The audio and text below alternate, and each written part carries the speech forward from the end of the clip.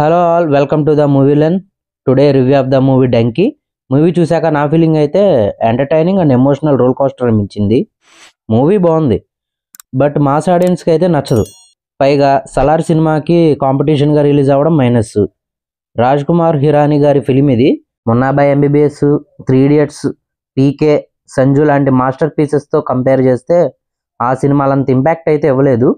Just Shahrukh Khan గారి fans కోసం special elements కూడా ఏమి ఉండవు. షారుఖ్ ఖాన్ గారి స్టార్డమ్ని చూపించే సినిమా కాదు ఇది. జస్ట్ రాజ్ కుమార్ హిరానీ సినిమాల్లో ఒక లీడ్ క్యారెక్టర్లా రన్ అవుతాడు.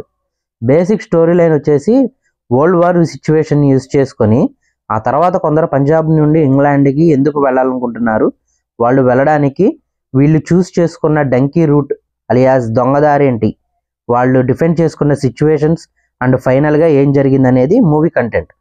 ఫస్ట్ హాఫ్ వచ్చేసి ఫుల్ కామెడీ, మంచి ఎంటర్టైనింగ్గా ఉంటుంది. బట్ సెకండ్ హాఫ్ వచ్చేసరికి అప్పటిదాకా మనం చూసిన ఫన్ పార్ట్ అంతా కూడా ఆల్మోస్ట్ ఎండ్ అయిపోతుంది. అండ్ తర్వాత జరిగే సినారియో అంతా కొద్దిగా బోరింగ్ అనిపించింది. బట్ క్లైమాక్స్ సీన్ అయితే చాలా ఎమోషనల్ ఉంటుంది. అండ్ ఇంకొక సీన్ ఉంటుంది, కోర్టు సీను, అది కూడా చాలా ఎమోషనల్గా ఉంటుంది. Performance wise all actors are good, చాలా బాగా నటించారు. ఎస్పెషల్లీ షారుఖ్ ఖాన్ అండ్ తాప్సీ గారు వాళ్ళ యాక్టింగ్తో ఆ క్యారెక్టర్స్కి మంచి ఇంపాక్ట్ క్రియేట్ చేశారు.